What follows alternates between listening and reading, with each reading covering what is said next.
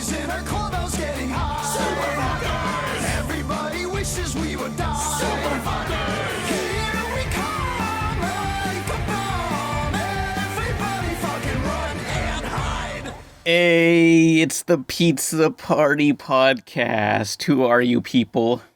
Hey, I'm Jim. Wow, Jim, yeah, you sound very enthused there. Sorry.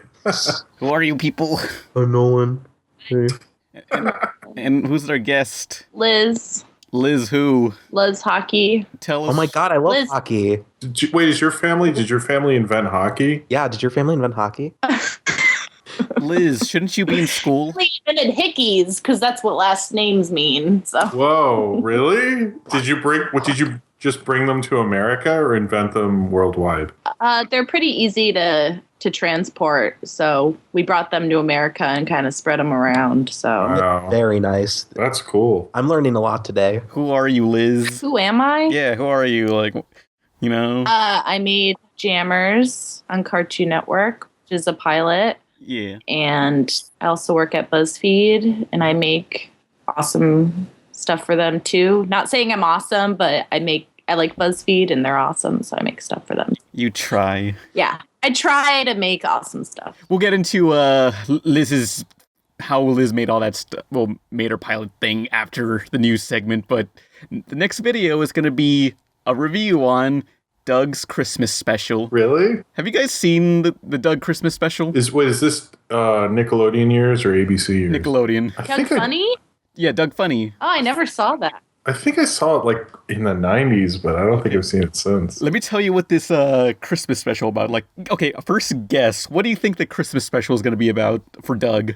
Nickelodeon. So Patty wants to get something and Doug has to get her it, and then she shaves her hair and he gets her a comb and and she gets him a music box, but I forget the gift of the Magi. Sorry, let's go on. You fucked up. I fucked that up. Sorry. Well, the Doug's Christmas special is about his pet dog, Pork Chop, getting euthanized. No, it What? is not. Okay. That's a joke. That's No, like a Family I'm Guy fucking joke. serious. That's not I real. love it. Tell me more. Okay, so what happens is it's an episode where all the kids are skating by the lake, you know, like Charlie Brown does, and this one dumb rich girl, BB, she skates too close to the ice, and Pork Chop tries to stop her, but she doesn't listen, and eventually Pork Chop decides just to drag her away from the thin ice, which Oh my god, I remember this. everyone assumes that that he was attacking her, and Pork Chop gets in a lot of media trouble. Like the whole town just rallies against this Okay. one dog. Well, because BB's rich, right? Yeah. Oh my god, I remember that. It's like a morally complex Doug episode. Yeah. It's like if Doug was written by David Simon of The Wire, it's kind of like this Doug episode. Yeah, so if Doug doesn't win this court case, Pork Chop gets euthanized. What? Yeah. This isn't real. You know what? No. I really remember this. I totally forgot about this. No. This is real. You know what? In real life, the fucked up thing is, since it's a dog, there would be no trial. Oh. That's for real. They would just get know. animal control or something. Oh. That's so, I'm not saying that's true. right. I don't agree with that. I'm just saying. I know, but that's a damn. So yeah, Merry Christmas, Doug. Great episode. Straight to euthanasia. Euthanasia? No, that's not the word at all. I think that's something else. Euthanized. Euthanized. Yeah. Oh my god. Yeah. Now I want to rewatch this Doug episode. But let's get into the news. The biggest episode of Gravity Falls ever is almost here. It's just gonna be another goofy episode filled with silly jokes for kids. It's the end of the world. Ignore him. Alex, the end is near. Oh All right. Hey guys, you like Gravity Falls? yeah, I love that. Yes. I I can't wait. love Gravity Falls. I can't wait for them to have another season. Yeah, well, that's not going to happen. It's canceled.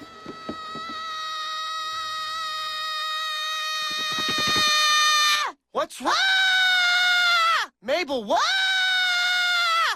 I'll just wait until you're done. I'm done. What?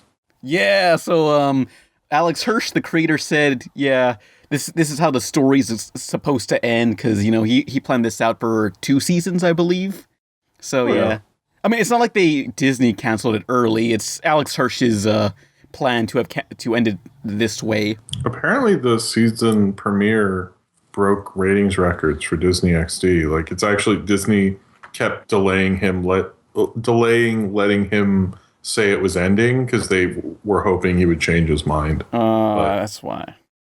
But that also might explain why the episodes came out so infrequently. They wanted to extend it as long as they possibly could. Yeah, because that show came out really infrequently, and I just couldn't keep up with it properly. Because I always change the schedule. But the thing is, he said the story was over, but not the characters. Like, maybe he'd want to revisit these characters again. Oh, so that's his backup plan if whatever he's doing after Gravity Falls doesn't work. Oh, no.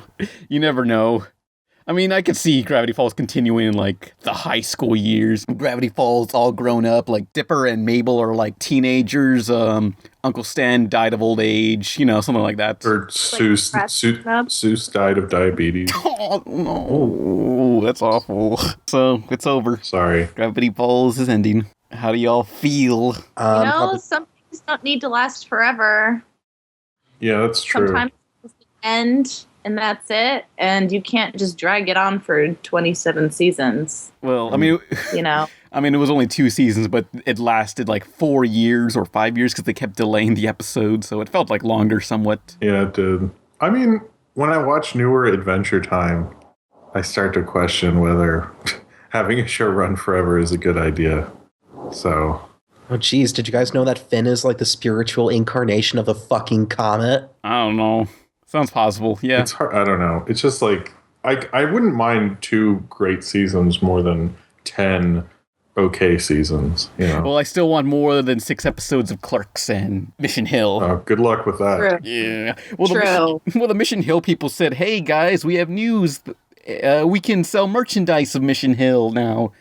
Just strange that they came back like in 2015 to say that. That's true. Maybe they're trying to test the waters and then they can do a Kickstarter. Yeah, and that'd be... do like... I mean, I never thought Mystery Science Theater would be coming back, so you never know. Well, Mystery Science Theater came back in a billion different alternate forms to escape their own copyright rules.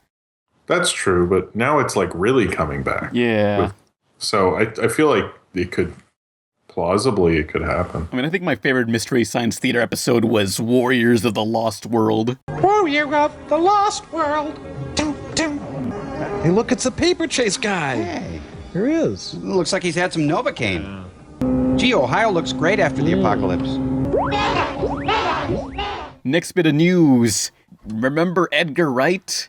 He's making a movie about shadows for DreamWorks Animation. I can't wait for him to get kicked off the project. Yeah, is this, no offense to Edgar Wright, but he announces a lot of stuff. So I know like his next movie is Baby Driver. Like there's people are cast. Like it seems like that's happening. But he's attached to like a Johnny Depp movie that Neil Gaiman, it's based on a Neil Gaiman book. And I think I might be wrong about that. But it's just like he gets attached to a lot of things and then you never hear anything of them. So, but this seemed to be, that news story was posted everywhere. So I would like it to happen. I don't know. I hope it happens. Well, about this movie, all we know is it's about a shadow, and that reminded me, like, there was another DreamWorks movie called Me and My Shadow. It was about a guy, like a CGI human, and behind him was always a 2-dimensionally drawn shadow, which I just found out got canceled. And they're saying this is not related to that, but it involves shadows, so it's... Maybe they'll use some ideas from it for this shadow project Edgar Wright is doing for DreamWorks Animation. I don't know. But I think Edgar Wright's style would translate really well into animation. No, it would. He has a real visual style, and that would work. Yeah. And he wrote, by the way, he did write Tintin with Joe Cornish. So he has technically worked on kind of a cartoon. Not really. It was motion capture. And next bit of news. Do you guys remember this other Cartoon Network pilot called Long Live the Royals? Nope. Nope. Oh, okay, well, there was this pilot online called Long Live the Royals by Sean Shizzles. Shizzles. I could never pronounce the name. Zealous? Oh, that's how it's spelled? That's how it's pronounced? Yeah. Sean Sellis. Okay, he's a supervising producer on Regular Show, and he's having Long Live the Royals, a mini-series, not a full series, but a mini-series, a 4-part episode series, and it premieres this November, the 30th of all things, just out of nowhere. I mean, I did not see any TV spots for it or anything, and it just came out of nowhere, but it's premiering. Is this Cartoon Network? Yeah, it's Cartoon Network, but it's just premiering November 30th, like less than 10 days from now. Are they doing more like miniseries now? I think so, yeah. I mean, I guess after Over the Garden Wall, they were like, yeah, let's try this. Because that was successful, and it seems to, since they're planning, they've said they're going to re-air it every year. I don't know if that'll continue, but I guess it kind of works out. They can just re-air these miniseries every certain time of year or something. Yeah, it definitely feels like something they would air in November, just during the autumn seasons. Yeah. Because they did play it like around Halloween time. Well, it takes place on Halloween. Oh, yeah, I forgot. Over the Garden Wall at the end, because that's where they have age-appropriate drinks. Yeah. I don't know why Cartoon Network was just like basically dumping this out. I didn't see any TV spots or anything other than like some crew members on Twitter saying, hey, this is premiering November 30th. It's like, what? That's so soon? What? Because isn't that Sweeps November 30th? Like, that's a big time, isn't it? Oh. I don't know. I'm probably really wrong. I don't work in TV. What's Sweeps Weeks exactly? Yeah, I don't know. Oh, Sweeps is like when the advertisers reassess how much they're going to pay certain networks for certain shows. So they'll put on their best things to show the advertisers like really what they can do and how they can attract a big audience. I'm sure I'm paraphrasing this. So if someone in the comments wants to tell me how much crap I am, I fully expect it. But that's pretty much they play the big stuff. Yeah, it's like the big stuff for the advertisers. So I know it's usually right after Thanksgiving because that's the big time for advertisers because people are buying toys and stuff. Like, especially like that's the Monday, that's Cyber Monday, man. You know, that's a big day. That's a lot of stuff gets bought that day. Well, I really like the idea of a miniseries. It's kind of like the thing with Gravity Falls where it's a very succinct story and ends, you know, but it's really good for that small, amount of time that it airs. So, they're getting all these like really tight, cool stories in like 4 episodes. And it's really great. It's great for creators that maybe don't have enough of a story for a full series, but they can like, pump out a mini series and win an Emmy. Focus all their energy and creativity on like 3 or 4 episodes. Oh yeah. I mean, I remember during Comic-Con 2015, Ian Jones Cordy mentioned that, hey, Liquid Plaza Turbo is confirmed, but I can't say what it's going to be, not as a series. But so I'm imagining Liquid Plaza Turbo is going to become a mini series for maybe 2016. No, I assume it would have been full series, but Liquid Plaza Turbo confirmed for iPhone game. Oh. Well, I mean, it would translate well to video games, though. Yeah, absolutely. So, Magiswords is a video game. Well, it's a series of shorts online, Mighty Magiswords. Yeah. By Kyle. Crap. Damn. I forgot. Kyle. Next bit of news. Yeah. Good job. A+. Look, pack it in, everybody. I tried. Hey, you guys like Phil Lord and Chris Miller, who directed the Lego movie in 2122 Jump Street and Clone High? Yeah. They're making a live action and animated TV series hybrid called Son of Zorn. Basically, it's this 80s looking He-Man cartoon Zorn who gets sent into the real world, but he's still animated, kind of like Roger Rabbit. And it's a family comedy where he has to take care of his son and deal with his family relationships. Interesting. Yeah. Which, it's Phil Lord and Chris Miller, so it's gotta be good. Yeah, I don't know. I don't know. Every creator has that one project that just... How dare you? Blows the fuck up in their face. Well, they haven't had that yet. Yeah, I know. So I'm wondering, is this going to be the one, or are they going to keep the trend? You're so pessimistic. Listen, Pan, I don't want to die every day for nothing. Come on. Wait, how much are they involved in it? I think they're the directors. I don't know. Because they're doing that Star Wars movie. I can't imagine they're going to be that involved. Oh, man, I can't wait for a Star Wars movie starring Phil Lord and Chris Miller. Like, I can only imagine it being a comedy. Well, it's the young Han Solo movie. Uh-oh. That's the one they're doing, and they're supposed to write Lego Movie 2. But Rob Schraub's directing that. But I think they were supposed to write the Flash movie, but there's nothing been confirmed if they're off it or if they're just gonna have a story by credit or something, some weird. So they're like attached to a billion different projects. They're attached to a lot of things. Yeah. Right. But they usually, unlike Edgar Wright and Tarantino, who you hear these projects, their stuff usually gets made. So I bet they'll be involved. The amount of involvement, I question. Mm-hmm. Wasn't there like a scene in a deleted scene in episode 1 of Star Wars where we see like a child version of Greedo and Han Solo? Wait. They were developing in episode 3. He was going to have a young Han Solo be living with the Wookiees, but they cut that out. They didn't film it. Like, it was an idea kicking around, and Lucas was like, you know what would be a great idea?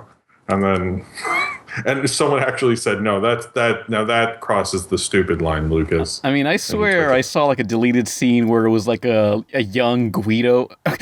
No, wait. Greedo. A young Guido. It was like, hey, forget about it.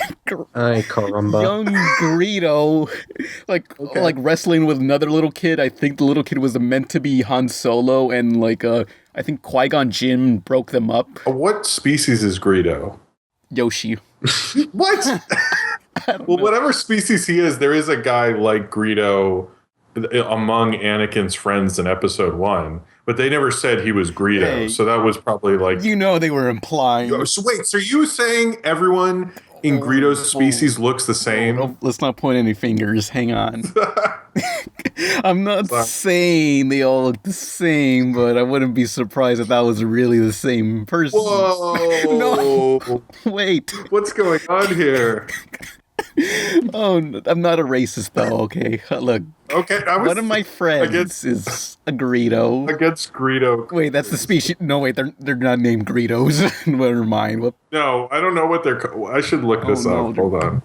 The internet will tell me. It's a Star Wars question. They just look like balloons. Wow, you're like really... He's a Rodnian? R-O-D-I...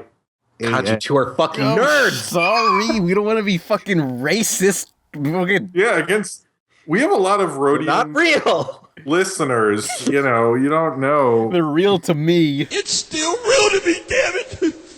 Thank you. Easy, man. Greedo's, there's a lot of Greedo shot first people, so I don't want to anger them. That's a very controversial. Oh wait, it says on the Wikipedia. Hold on, everybody. Han, I think you were right. I apologize for my comments. It says Greedo, son of Greedo the Elder, in case anyone was wondering.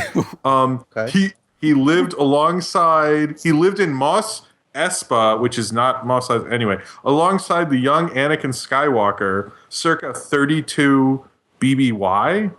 Before Yavin. Okay.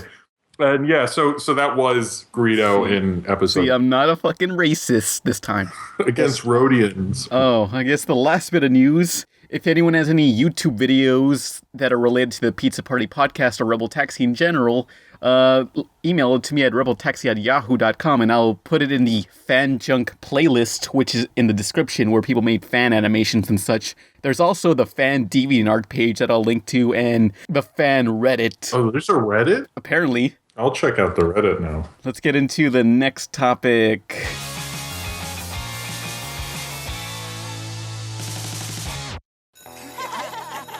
I'm so happy. You think you're happy? Look at my face. Your face looks just like my stomach. Oh, Tim Tam.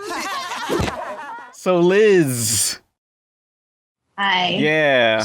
So, tell us what... I have a question. Okay. What is Rebel Taxi? Oh, okay. The videos, you mean? Where did where did the name come from? Where the name came from? Well, pretty much... Huh. Oh, wait. Oh, this is like a reverse, because she's interviewing you. Okay, what happened is I like the color combination of yellow with black and white checkers, and I thought, I should make something out of that. So I just came up with RebelTaxi there. Cool. Just wondering. Because I was thinking for a long time, like, if I had, like, some sort of web show thing, like, what would it be named? Mm-hmm. I don't know. I think originally it was going to be some reference to Twisted Metal, but eventually just became some sort of spin-off name of Crazy Taxi. Because the old logo looks like a Space Channel 5 logo. So it's like 2 Dreamcast games referenced. Thanks. I was just wondering. Yeah. And I gotta know my interviewer. You could tell me some more. Mm-hmm. Well, for Pan Pizza, originally I was going to call myself Pizza Joe. Turns out that was a restaurant name. So I went with Pan Pizza. But also, I was at a Uncle Grandpa panel at Comic-Con, and Pete Brownguard said, yeah, we were originally going to call Pizza Steve Pizza Joe, but that was also a trademark thing. So me and Pizza Steve have the same origin to our names. Whoa. Oh. Wait, Casey, what did you say? Casey, Nintendo owns Pizza Joe. Oh, Nintendo owns Pizza Joe, so that's why Uncle Grandpa can use it. I never heard of Pizza Joe as a character. Yeah. They have it. They must just own it, and they don't share it with anyone. Oh, I guess they had an idea for a character who was named Pizza Joe. Wait, I think it was a Punch-Out character. No, that was Glass Joe. I don't know. Close enough. Okay, so Liz. Hi. How did they get you to make a pilot for Cartoon Nutjerk? Well, they didn't get me to make it. I had to convince them to let me make it, you know? How'd that happen? Originally, Frederator was interested in making it. And then somebody told me that I should probably, shop it around a little bit because, Frederator kind of owns everything without negotiation. Mm-hmm. So I thought, why not try to find a better deal for my art that I love, so I can at least have a piece of it and I'll be able to negotiate. And so I, got hooked up with Cartoon Network and I pitched it and, they liked it. So that's basically what happened. I have a lot of friends that work in animation. So I got the email of somebody to pitch to and scheduled an appointment and went in and pitched to a very nice executive and she loved it. Oh, didn't Jammer start out as a comic? It did start off as a comic. I've been making it since... When did I graduate? Since like 2009. Mm-hmm. So, like, what do you want me to talk about? Like, oh, I don't know. Like, how did I have something. Farting up a girl. Please explain this to me. I need to know the thought process behind this. Listen, Danny, I can help you get a date to the dance without ever having to use your weird voice. Yes, 1,000 yeses. Okay, get ready. Oh, say, can you see? My dance date. What a catch. Love is in the air. So, originally, Casey is here. He helped me write and do the storyboard. He basically did the entire storyboard, but I sketched out the storyboard thumbnails, which is like a shitty version of a storyboard, and then he fleshed it out into something insane. Yeah. I don't know if he's going to even want to talk, but he can chime in. But what I'm trying to remember about the fart girl is that originally she wasn't even a fart. She was just an outline of a girl, and Danny was imagining her and dragging her out of the room. Because he was like, right? Isn't that right? He wanted to have a date, so he imagined her, and it was like a dotted outline of a girl. Her thing came in because for time he needed. Oh yeah, because he had a totally different date. Oh yes. So should I tell them? It doesn't matter. I can tell them about that, right? Yeah. So originally, okay. So like Casey said, we created the fart girl for time to cut the episode down, and so Danny had a really quick way to get a date. He basically just got a date from somebody farting. But originally, he acquired a date in a forest after he got hypnotized and turned into like a modern cowboy. And he was taking this like enormous Russian woman that was way too old for him to dance. And Cartoon Network was going to allow us to do that. But we had to cut the episode from 17 minutes to 8 minutes. Oh, fuck. So we had to cut out that entire story, which is a lot of work. Damn. So Casey... So we had the scene in the bathroom, and we were like, why don't we just make that the date? That's where he gets the date. So Yeah. they basically cut out 2 sequences of the... Okay, if you don't mind me interjecting again, that raises another question. So I'm assuming this was written as more of like a half-hour thing, but then Cartoon Network asked you to make it a 11-minute segment like its usual shows are? Well, shorts are normally like 7 or 8 minutes at Cartoon Network, I think, for their pilots. I think it's just cheaper, and you try to get the idea out like in the most concentrated way instead of like dragging it out for half an hour or something. So no, I'm not,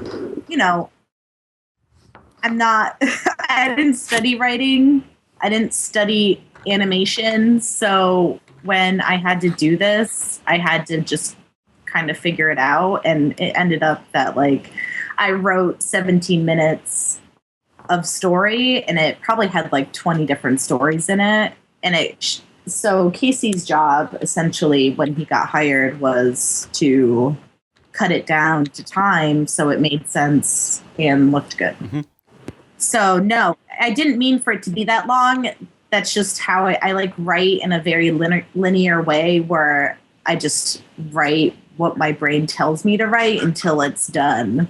And then Casey is a very skilled human being. Like he is a very good writer and storyboard artist, and their jobs are basically to like tighten everything down. So he basically saved my ass. So what is your experience with art in general? Like, I mean, didn't you make comics first? I made comics growing up.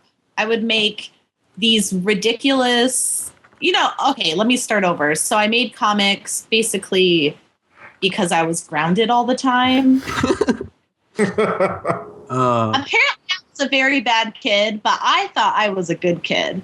And I would be like locked in my room all the time. I had a very strict upbringing. So I kind of just zoned out and like drew on my floor and would imagine all these crazy scenarios in my life and like draw comics of me and my teachers kissing and like crazy like smoking weed. I don't know how I knew about smoking weed back then, but I did. I would like make these insane like sexual or crazy comics, right? Just because I was by myself a lot of the time. And then I ended up doodling at school. I was a very obsessive. Apparently, I doodled so much that the teacher had to give me separate paper so I wouldn't doodle on my homework. I do the same. It's insane. Yeah. And like, I was, I don't know. I was just really obsessed with it. I wasn't very smart in school. Like, I'm really bad with numbers and I have a really bad memory. Like to this day, I have a really bad memory. So I was really bad at like taking tests and stuff. So I would just draw as my main focus. And I went to school for it. But since, like my family doesn't have a lot of money, I had to go to like a school for fine arts and not like a specialized design or animation school.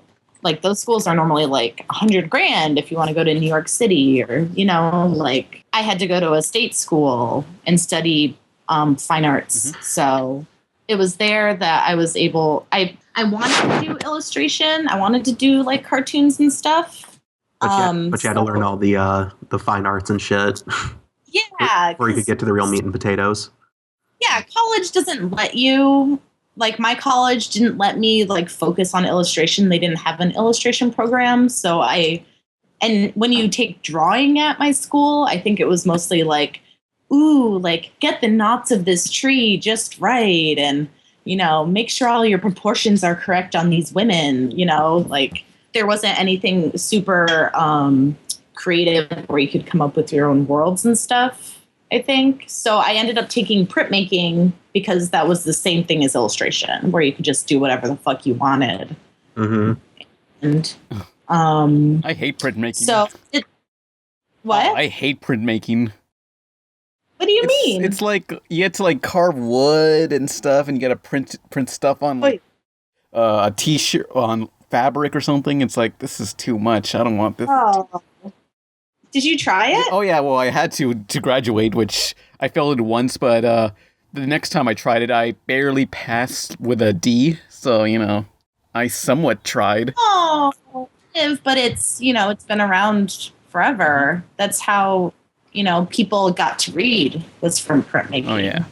That's how it's got made. We have technology now. Yeah, but some things shouldn't die. Like everything has a process, whether it's like getting up in the morning and getting ready for work and all this stuff. Like everything's a process. So that's what printmaking is a process. But in the end, you get something that you made with your hands, and I thought that was really cool. But it was also very difficult because you have to troubleshoot a lot, and you have to live with like a shitty product if you fuck up. And that's what screen printing was. There's so many ways to fuck up in screen printing. So much bleeding and messiness, and you have to be super clean and precise. And I don't like that, but I really liked etching because it was very detailed. And so I made a lot of etchings where I would draw these crazy worlds that were super detailed, and I gave them narratives. And that's how I kind of came to comics in college, because I was able to put a narrative to the art that I was making. And then I got invited to be in an art show at Giant Robot in New York. I don't remember really how, but it's a magazine that became a bunch of galleries where they would like showcase indie art and like Asian art. And it was really awesome. They gave a lot of people a chance to show their work and sell it, and they had really good taste. So I showed one of my etchings there, and that led to somebody at Fanographics saying, "Hey, I love your etching. Like, do you want to be in this book?" Which was the Beasts 2 book, which was an anthology about a lot of beasts. So I made an etching for that, and things kind of just escalated, and I became an actual artist and not a cartoonist. Mm-hmm. Although those are the same thing, but you know what I mean? Like a fine artist versus cartoonist. So how did you revert back to cartooning? Hello? Did it die?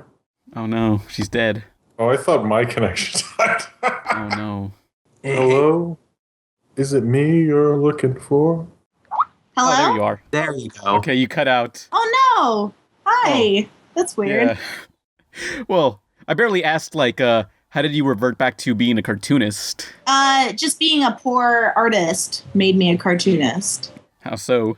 I had to just stop making art and start drawing on paper with a pencil. Because etching is expensive. It's like $300 for a sheet of copper if you want to make big work, which is what I was used to. So, and you have to rent a studio. You have to buy expensive paper and ink and stuff. And I couldn't do that. So I ended up just drawing instead. Pen and paper? Yeah, pen and paper. Originally pencil and paper, because I'm not a great pen artist. But eventually, pencil is cool because it's, softer and you can get more shading. And you can erase. Yeah, you can erase all the issues, so. Before I started to take my art supplies to school with me, I fucking just drew with a ballpoint pen, and it was honestly the worst fucking thing I ever did, and I hated it. Why? Why? I just know I'm used to sketching, like, the gesture and everything, and then, like, whenever I draw with a pen, I couldn't really, like, do that and finish it, so it just looked like this huge mess, and I was like, well, I love working with pencil so much more. Yeah, same. Although I use digital art now, I just draw on my iPad with the app Procreate. You do? Yeah, it's what's easier than carrying a bunch of sketchbooks around, and I can save everything digitally. That's really cool. I've never heard of that. Oh, yeah. That's awesome. Yeah, Procreate on iPad. You never thought about getting a Cintiq, like a portable Cintiq for yourself? I already have the iPad, so I don't want to spend any more money. Hey, that's cool. To each their own, right? So how did Jammers become a thing, like the comic itself first? How did it become a thing? I was working in a restaurant and I was very depressed and full of anxiety, and it was dead most of the day shifts. So I would draw exactly what I was thinking, literally, onto these little notepads where you write like what people are ordering.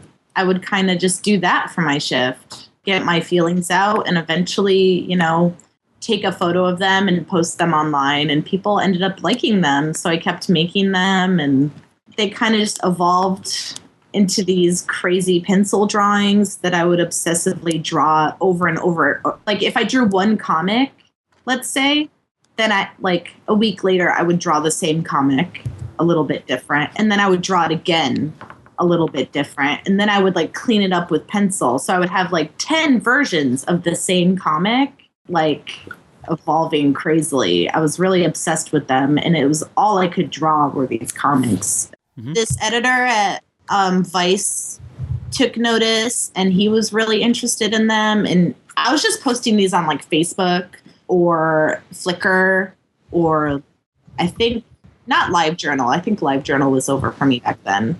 I would post it online, and he liked them, and he asked me to, not redraw them, but clean them up so we could put them on Vice. And I would do that, and I would put all these shitty, awesome comics on Vice, and that's how they kind of gained a little bit of popularity, but they never got super popular, but people appreciated them, and I appreciated those people. So it was, it was a side project in my life because I was constantly working in restaurants and stuff. So is this why my waiter takes a long time to serve me sometimes because someone out there is just drawing?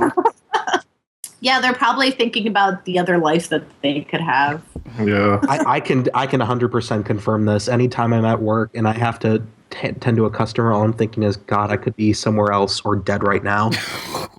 Yeah, I'm with Nolan. I think that every time we all could. I'm working at a restaurant, you're just oh, this person. Where's my food? Please stop drawing your indie webcomic, you asshole. I mean, you get them their food, but it's not that you're drawing. It's usually that there's some other reason, or somebody else delayed it, or some problem went on behind the scenes. How did it become a Cartoon Network show? What did you contact, or did they contact you? I was living with my parents much later, and I had no job. And I was sitting in my bedroom one night, just I'm living with my parents. My life is a mess. I don't know what the fuck I'm doing. And I get this email out of the blue from someone at Frederator, and they're like, would you be interested in pitching an idea? And I was like, what the hell is this fucking email? I didn't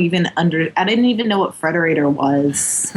I thought it was spam. Yeah. I ended up finding out it was a real thing. I visited LA, and then I moved to LA, and I made a storyboard and pitched it to them. They like I said earlier, they liked it and they wanted it, and I ended up just pitching it to Cartoon Network through a friend that worked there, and they wanted it. So, but there's a lot of to making a pilot. It wasn't a sure thing when they said yes. I had to go through 6 months of negotiating a contract, and after that, I don't know if you know how the process works. I don't. Well, not really. So after they accept your idea, right, you have to sign a contract that takes forever, and then you have to create a Bible. Yeah, a pitch Bible. Yeah, a pitch Bible where you write, examples of episodes. You basically have to know the world that your characters live in.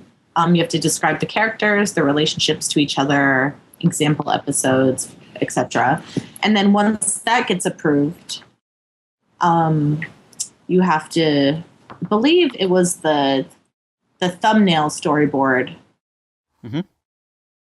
Because the network is like, well, okay, so out of these example episodes you gave us in the Bible, we want you to make this. So they chose the one that you should make. Yeah, so they were like, oh, we really like the school dance idea. Let's do that. Even though I might have given them 6 other ideas. So there could have been 6 other, jammers. It's a school dance! Tonight! course you Tinas don't know about the dance. You'll never know what love is. May I interject with a question real quick? Continue. Okay, so say somebody wanted to come up with a more like sort of linear continuity heavy series, would that be kind of considered differently, or do you all have to just come up with like standalone episodes? Or I mean, when you pitch anything, I think you should have the idea of a series behind it, so they know that if it does well, you can extend it to a full season or 2 seasons. Like, I think something open-ended, kind of like Adventure Time, where they live in a world where anything could happen, like that kind of idea would probably do well. But here we are in a time where Long Live the Royals, or what's the other one?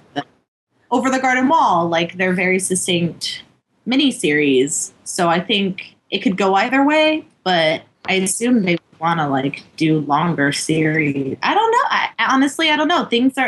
I could answer any answer, but the fact is, like, times are changing, and I think animation is changing, and it's like, you don't know what they want.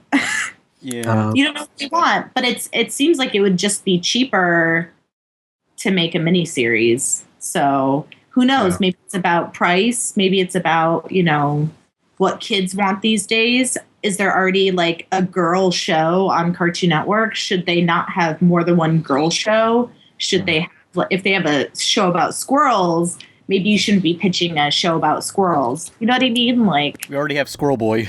Make it about raccoons. Yeah, that's regular show. Yeah, pretty much. so you have to kind of, when you're pitching, you kind of have to consider, like, what do they currently have? What's doing well in the world? What is missing?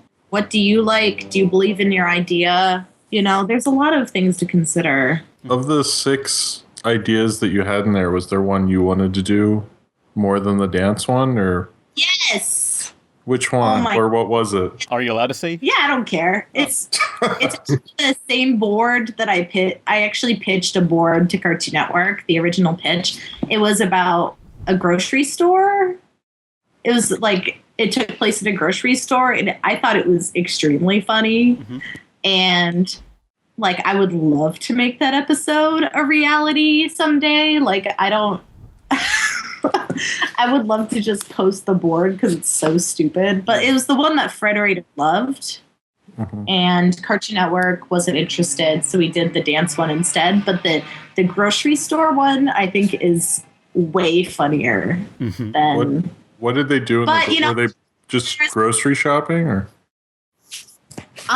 So the idea is that Danny and Jeremy are brothers in this episode, and they live together with their mom, and their mom is really sick. So she tells them to go shopping for her, and she gives them a list, Mm-hmm. and they have to like go shopping for her, and then she leaves the house, pretend like she's not actually. I don't know. Anyways, it's like a total mess of a story, but I think it's like really funny. Yeah. And I think people would really like it. But there's like a million stories to tell of this world, and that's what I really like about Jammers. And I mean, I love how ridiculous it was. I was gonna say, yeah, it's kind of inventive in how fucking insane it is. So, I mean, I mean, it's not my type of humor, but I do have an appreciation for it, I suppose. Just like a sort of a, holy shit, Yeah. yeah, I mean, watching it again over and over again, I realized that it was really fast, but I wanted to fit as much as I could into it. This was like my one and only chance to make a pilot, Mm-hmm. So I wanted to just stuff it full of a ton of garbage. And at times when I watch it, I go, oh, fuck, like, they're talking way too fast. Like, things are moving too fast. Like, I understand why people don't like it.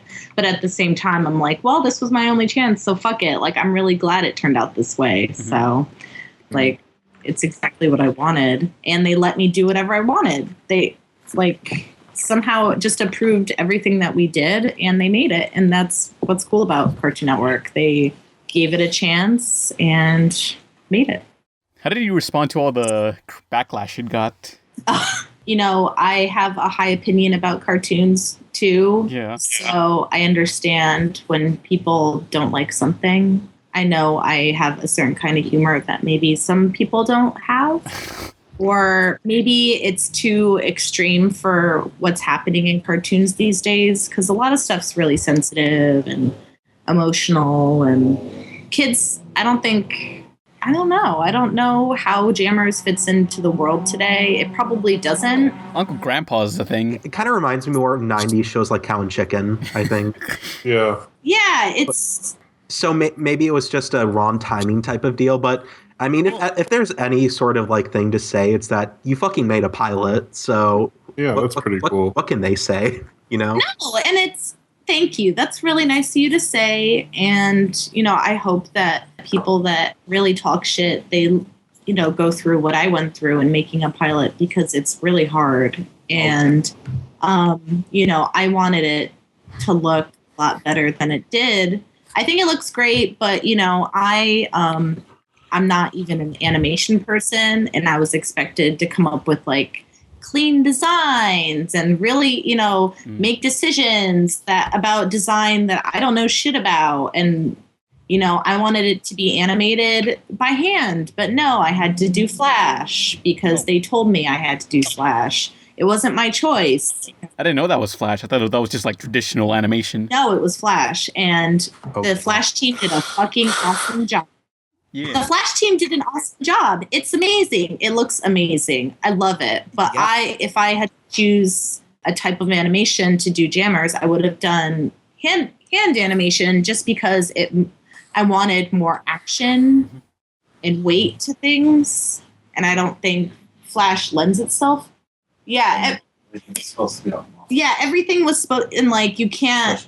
Yeah, Casey's mentioning just how like I wanted everything to be, you know how in Ren and Stimpy they change shape all the time. Their hands change shape. Their bodies change shapes. That's a lot more difficult in Flash. Jammers, but you can't do that in Flash. Yeah. So everything was just a design nightmare. It was really hard.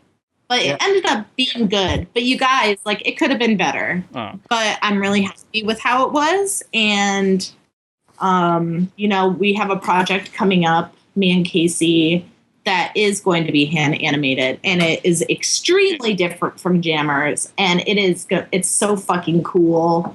And it's a different world. And it's got a different attitude and reality. And it's a little spooky. I can't wait for everyone to know about it. I can't say anything yet, but it's going to be really cool. Who's this mysterious voice you're talking to?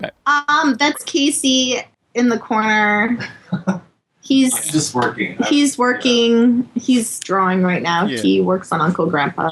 Hey, bro. Oh yeah, but going back to Uncle Grandpa and all these gross out shows, I'm sure kids really do like these kind of gross out shows. I mean, like Uncle Grandpa is still going. And, like, I think it's just, like, older people who are just slowly becoming the soccer moms of the future who just hate any gross-out kind of shows. Because my parents hated Ren and Stimpy and Our Real Monsters. Wouldn't they like it? Because Garbage Pail Kids was huge back in the day. I don't know. People conveniently forget these things. It's weird how tastes change, and like they don't really, you know, they kind of morph into different things and stuff. Like, because action cartoons used to be big early 2000s, and now it's like, who wants a fucking action cartoon? Well, yeah. I think the problem with action cartoons is I remember I was watching a Toonami panel for this year. They were talking about why these action cartoons are failing. One of the reasons they gave is that back in the 80s and 90s, like, if you wanted to see something, if you couldn't see, like, the movie Transformers, there wasn't the CG to do all these fantastical things. I mean, you had to get that through animation, but now, with all the CG in Hollywood, you can make a giant robot that's not in animation. Like, and probably for cheaper. But I had, like, this other reason why action cartoons failed, but I want to keep that secret for stupid reasons. I don't know. Wait, what is it? Oh, hang on. Oops. I broke my mic. Is it like a conspiracy theory? Oh, no. Like, basically, like, a lot of the action shows for Cartoon Network, they were all about teenagers. Like, there was no action shows about kids, which... Oh, yeah. That's true. Yeah. That or they were big, beefy adult superheroes. Yeah, I mean, like, kids identify more with other kid characters. I mean, why weren't there any more kid superheroes? Like, Ben 10 used to be that, but then they aged him up, and I guess that's what slowly got kids less interested, maybe? I'm not sure. I don't think it was that, honestly. As I think Ben 10's popularity peaked with Alien Force, and then it just slowly started dwindling. Mm-hmm. I think kids just like admire teenagers more because they're like, whoa, teenagers are so cool. I want to be a teenager. I want to ride skateboards down the street. Yeah, I agree. Kids want to be older. That's why I think SpongeBob and stuff like that does so well, is because it's weirder, grosser, and kids want to, press each other with funny jokes. And to me, I don't know. SpongeBob was more ageless. Like, I didn't really see him as an adult or a kid. He's just, for some reason, he just doesn't have an age to me when I saw him. It's true, but the jokes are a little, older and weirder. But the thing I noticed is, like, in the 80s and 90s, there was a lot of the most popular shows were based around teenagers, like Ninja Turtles, Power Rangers, but late 90s, it started becoming about kids. Like, Pokemon got popular, Adventure Time's popular, and... Well, except for Regular Show. Oh, yeah, but same with that. They're kind of ageless, too. I mean, like, if you told me Rigby was, like, 10 years old, I'd believe it. Well, I think they're out of college. They're, like, in their 20s. I mean, they are, but, like, if you look at them, like, you really couldn't tell what age they were. Like, I think that's how kids can identify easier. If they were, like, human teenagers, I think that'd be a little harder. That's true, yeah. Yeah. I mean, I think I'm allowed to say, like, Jammers got turned down for series. They decided to not go with it. Oh. And part of the reason that they mentioned, well, not I think, but I know, because they said it's a little too old for the audience, which I don't understand, but I do understand at the same time. And I can tell, networks are trying to skew younger, probably maybe for merchandising. I'm not really sure. Mm-hmm. Like, I don't think more adult stuff does really well. I think Adventure Time kind of slipped in because it looks like for kids, but it's a little more adult. And I don't think studios, like Disney is kind of skewing older right now, which is new and strange, with Pickle and Peanut and all these kind of bro shows. And I think Nickelodeon and Cartoon Network are now skewing younger. Harvey Beaks, I feel like that's pretty young. And We Bare Bears, I think times are really changing right now. And I don't know. It's like, what do kids like? I constantly ask myself that. Like, do kids like older stuff? Do kids like younger stuff? I don't know. Like, what do kids even like things anymore, or do they just get stuff bought for them? What kind of age are we living in? Like, is animation important, or is like buying shit important? Well, partially, it's always been about merchandise. Partially, yeah. We can analyze it all we want, but at the end of the day, it's like, what's going to sell the most shit? Yeah. That's probably why Adventure Time's been so important to that network, because it sells a lot of merchandise. Oh, but also, Steven Universe is just barely starting to get, like, actual toys being made. Well, so far all they have is pop figures. Well, there's a whole thing about, because they won't make toys of action figures of girl characters. And apparently it's not a lot of the young... It's Who's they?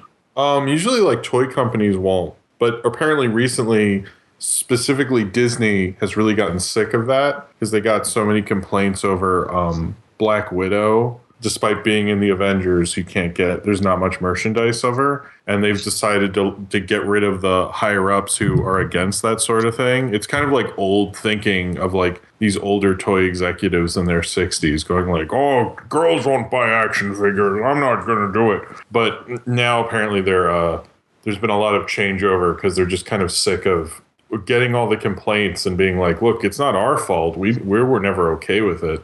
That in probably like 5 years, you'll see a lot more of that. Yeah. Because I know Disney took out the guy at Marvel who was doing that, and I heard of another toy company had that problem as well, and they had a changeover. I'm kind of imagining like some sort of mutiny, like they throw him overboard, like on a ship. Well, I think there was so much like, I know specifically with the Black Widow, there was a huge outcry over that. Mm-hmm. And I think there was enough of an outcry that they went, hey, I think we're like losing a lot of money by not doing this. Like, you know, because it used to be like girls wouldn't buy action figures, but I don't think we live in that age anymore. And specifically with social media, you can see that it wasn't that they didn't want to, it's just there wasn't anything for girls to identify with action figure wise. So usually they just have like the one pink character that was included in the group of guy characters.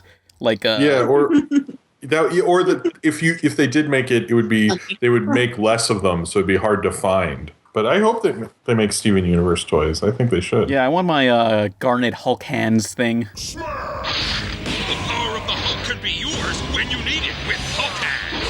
Hulk hands, hear them roar. With all the thunderous sounds of the Hulk built in. The power of the Hulk is in your hands. I've got the power of the Hulk in my hands, and I like it!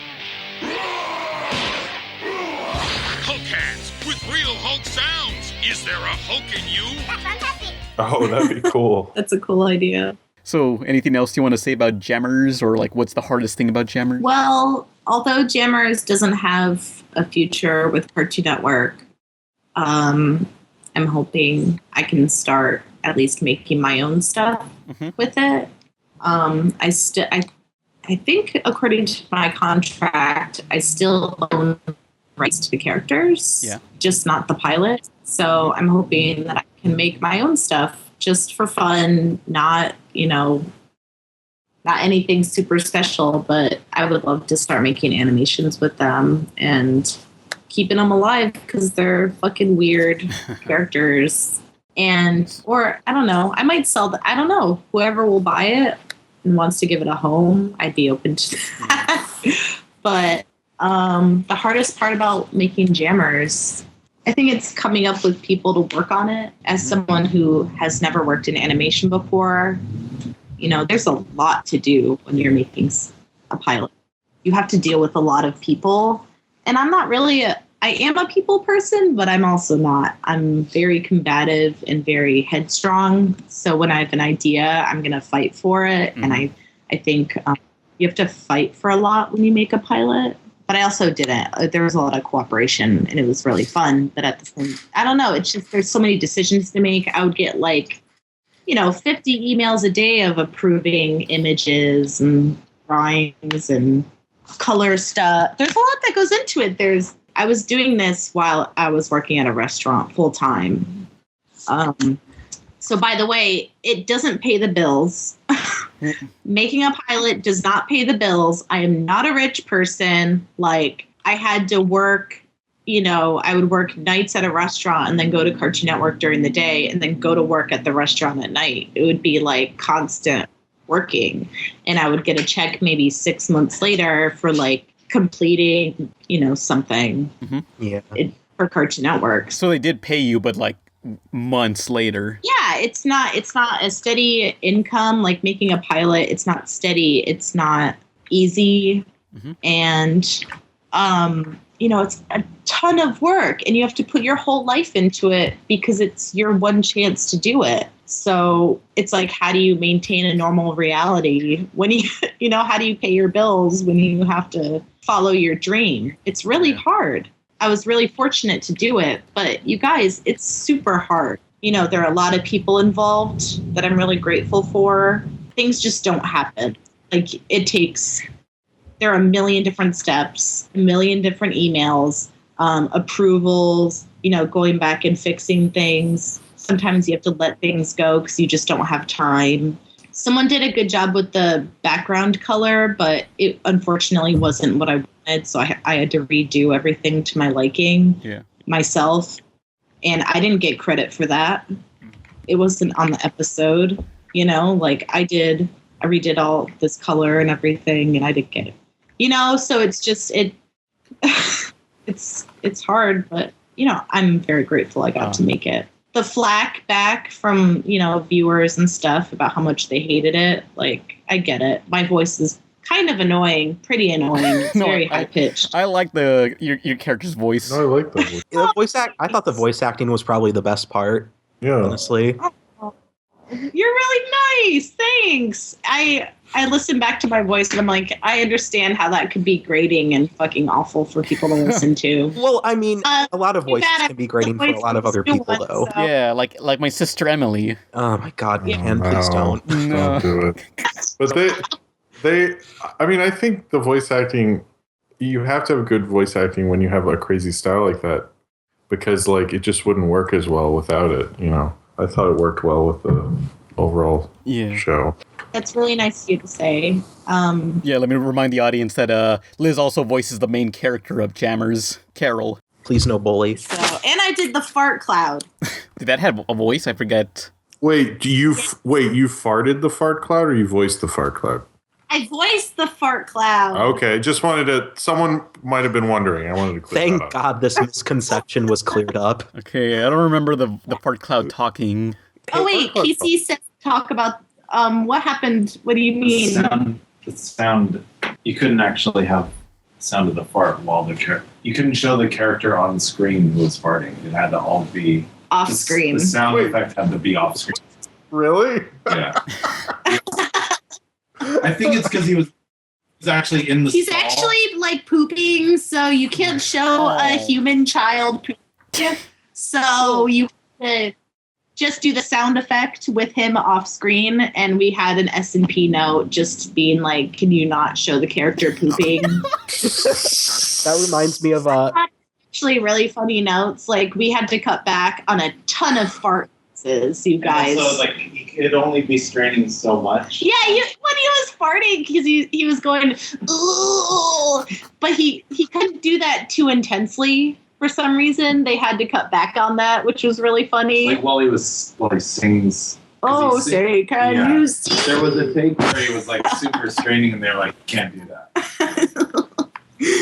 Yeah, those notes were hilarious because we're like, how do you strain less? We just got one record of a few strains. How do we fix this? It was pretty hard, you guys. You get notes strain your pooping less. How do you do that? That's a note that you get from grown adults. One time You got away with a lot. I got away with a lot and they let me, and it's fucking awesome, and I will say thank you to everybody who let us do whatever the fuck we wanted, including Fart Girl. But if you're gonna go full Fart Girl, you should have a lot of fart sounds. Right? This is just kind of honestly bewildering to me, just this whole situation. Just imagining an executive in a very nice suit, just this not quite old, but still a little past middle-aged man, just sitting there watching your pilot, and then you get to the strain pooping part, and he just goes, just writes it down, less pooping, and it just this whole thing is just kind of blowing my mind a little bit. Just guys, that's how it goes. That's how every TV show happens. I can't even imagine what Uncle Grandpa gets. I'm not going to ask Casey to comment, but I can't imagine, every episode of every TV show has that. And imagine children's television, kids have to wear seatbelts, they have to wear helmets, they have to, be super safe with everything. But cartoons are supposed to be these freeing, fun, unrealistic things, but we have to be realistic and safe in them. Yeah, that's. Why are you supposed to control that? But that's how kids television works, and you can influence kids to do stuff. So you have to watch yourself, and you have to write according to that. And when you're a storyboard artist, you have to do that. You have to follow rules and you have to edit based off of what notes people give you. Yeah. It's a really long process to make a cartoon. I think back to the show Bobo, this anime, and there was this character who his power was farting, and I remember they showed the farting. Well, never mind. I don't even want to. I don't know. What? Have you seen Genie? Huh? What? They all said what at the same time. Genie? Poop Genie. Poop Genie. Oh, I'll send it to you. Anyways, everybody out there, YouTube, Poop Genie. And it's like the funniest garbage. It's just it's a lot of shorts of like different ways of pooping. I don't even want, no. It's hilarious. No, thank you. I'm visibly afraid. No. Well, I thought there was only one way of pooping. There's another. No, there is not. There are so many ways of pooping, apparently. No, maybe I'm doing it wrong. I think you might be. Oh, no. Jesus Christ. That would explain a lot. Yeah. Blood. But one last question. When you gave the rights to Jammers to Cartoon Network, did they also own the rights to the comic? No. Oh, okay. So assuming if Jammers did become a series, like you could still do what you want with the comic? No. Oh, no? So the answer, okay, so there's two answers. So Cartoon Network owns the rights to the pilot. Yeah. Right? But they don't. So if they didn't want to make a series, they would own the pilot, but not the comic, right? Mm-hmm. Mm-hmm. But if they did want a series, they would own both. Oh, yeah. Ouch. Because I know We Bear Bears is based off a webcomic. I mean, I couldn't just... I'm pretty sure I wouldn't be able to, make my original comics alongside a series of Jammers. I mean... Yeah, it's too connected, so I wouldn't be able to use those characters like that. Yeah. Because I know the creators of Ninja Turtles, they can do what they want with the comic, but the cartoon is the network's property. Yeah. I wonder how they got that deal. They got crazy good deals, but I think it was also... maybe it's because I don't know how close the designs of the Jammers cartoon and comic are, but like Ninja Turtles, the designs are radically different. So maybe that's how they organized it. I don't know. I have a question about contract negotiations, actually. Sure. So, is it basically Cartoon Network goes, okay, here's the contract, and that's it, or is it like, can you negotiate? No, you can. That's what it was like with Frederator. They said that there's no negotiation, and that was really disappointing. But with Frederator, they probably would have let me make exactly what I would have wanted. They don't seem like they have an S&P where they're like less fart noises. But when you negotiate, you really just want to own the rights of certain things, and you want more money. Yeah. So it's like, ooh, I don't want that deal. I kind of want something better. So when I went to Cartoon Network and they opened up for negotiation, I asked my friend, hey, do you know of like a kind of lawyer I could use? I have no fucking idea. Like, I'm a young woman who needs a lawyer, I don't know. And he found me an entertainment lawyer who just negotiates like a one-time contract. And I gave him like a fee. Mm-hmm. And he handled it all. So, and it was out of the contract. So I didn't have to like owe him anything except what was through the contract. Mm-hmm. So don't think you need to like honestly, if somebody wanted to, I don't know, like if you had the choice between an entertainment lawyer or an agent, I would say get a lawyer because it's a one-time thing. With an agent, you're going to have to pay like 10% forever of something. You know what I mean? Like, yeah, they're like your daddy. You have to pay forever. Yeah, you want to get screwed over by some contract. Yeah, I mean, yeah, I don't know. I mean, I think agents are probably great because they find you work, but that's not what I needed. So if you ever find yourself in a position like that, I'd probably just get an entertainment lawyer, which you can just Google. Yeah. Okay. Yeah, it was good. Like, it took like, I think over 6 months to negotiate. Damn. Yeah. Well, I mean, so long as like you get everything sorted out properly, then yeah. Yeah, well, and also I think lawyers getting back to each other takes forever because they're dealing with other people in their lives, not just my project. Yeah. But also, it's like that's not like just the standard. That's like it varies a lot between contracts, right? It could be that, but I've heard a lot of stories of it taking a really long time, just the back and forth conversation, you know? Yeah. It could be either or. If you want something done super correctly, I assume it would take a little longer. Okay. Mm-hmm. You know what I mean? Instead of just rushing into it, they would like sit on it and look at it. And I don't know. That's how it was for me. And, you know, now I can make comics again. Yeah. Yeah. So what are you doing now? Working at BuzzFeed? I work at BuzzFeed. And it's great. And, you know, they're constantly changing and adjusting, which I think is very unlike normal studios, which I think are very rigid and have been around forever. So they're pretty cool. They're really innovative and fun, and they're down for whatever.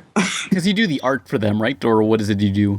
So it's BuzzFeed Video, which is like their motion pictures section where they make, you know, YouTube and Facebook videos and stuff. Because there's the normal BuzzFeed website that you just get articles from and quizzes and media stuff and news. But I work for the motion picture side. Mm-hmm. And my team that I work on deals with Instagram and Snapchat. We're on the Snapchat Discover. So if you like use Snapchat and swipe all the way right, yeah, you can see us and press the button. And that's what our team makes. Cool. And we do that on like Facebook. And so we do animations and cartoons and original video and everything. I'm Chelsea, Nick, Kiki, Xander. Ordinary students or citizens of Postopia! the kids-only secret world from Post Cereals. Where you can challenge the universe. Search for buried treasure. Ask your parents' permission to log on. Explore the polar ice caps. Or create your own robot. More games ahead. What's it take to be a Postopian? You can find out. Postopia.com. Post cereals. Questions. If anybody has a question, be sure to start out with the word question so it's easier to find. So, our first question is Alexander Carpenter. Question: what is your favorite website as a kid/teen? Wow. Definitely LiveJournal. Yeah, actually, that was such a big thing. It was huge. Well, you know, I was really alternative, so I was on Dead Journal. Shut the fuck up. There was always someone who would be like, go on this rant about like, you guys are mainstream, but like, I'm on Dead Journal, so yes. Please tell me Dead Journal wasn't real. No, it's real. It's real. Oh my. No, it was like all the kids. There was always a kid who was like, I listen to metal, and I'm on Dead Journal. And you're like, okay, what? You're like, what is that? Why does it matter? They're like, it matters, man. It matters. Yeah, that's where I go to have my fan theories about like the next Matrix sequels. Like, I wonder what that's gonna be like. They're gonna be so amazing.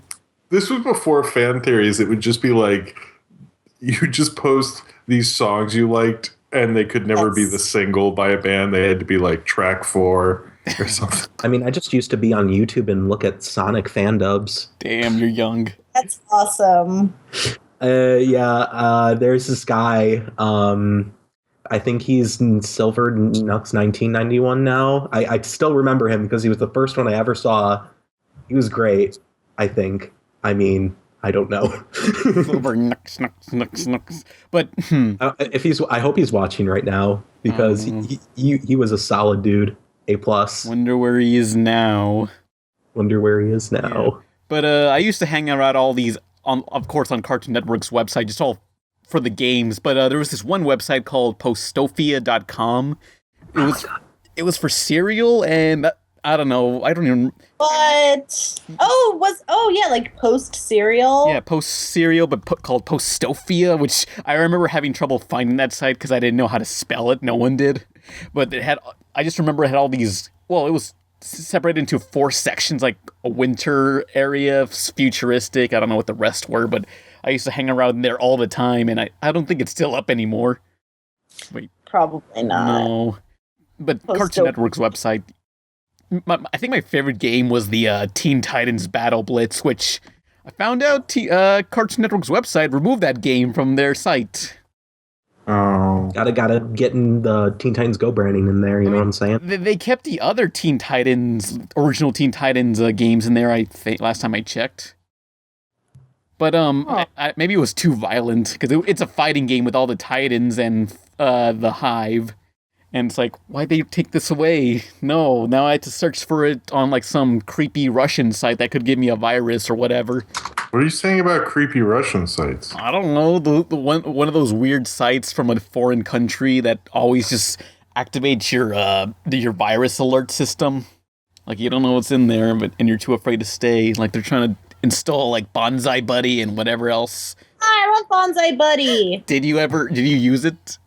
Oh my god, are you kidding? I had Bonsai Buddy like 17 times, even though now I know that it was like adware, spyware. Yippee! It was a lie.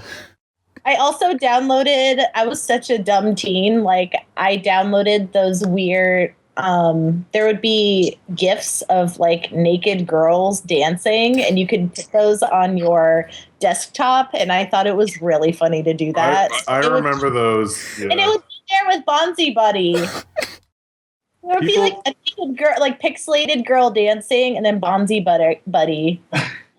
Like this huge purple monkey and then a naked lady. I mean, you've seen that Vine Sauce video of that guy destroying his PC, his old PC, by installing all these Bonsai Buddies and toolbars and stuff.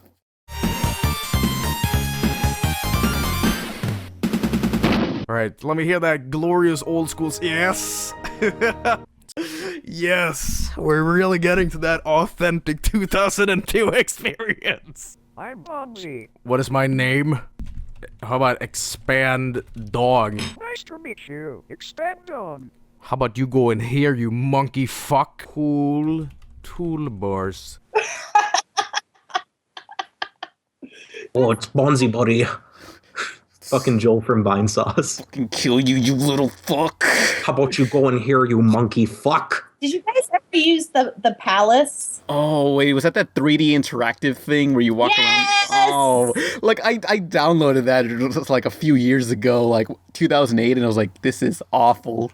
This is a mess. Oh, it was so awesome. You missed it was so cool. It was like a visual chat room where you could create an avatar and just go room to room and talk to people and enter like private rooms with other people. Quote It unquote private rooms. Private rooms. Well, you could also join like fashion clubs and make new avatars and create like pretty dresses and stuff. It was really ridiculous. But that's cool that you know what it is. You're like the first person who's been like, yeah, I know what that is.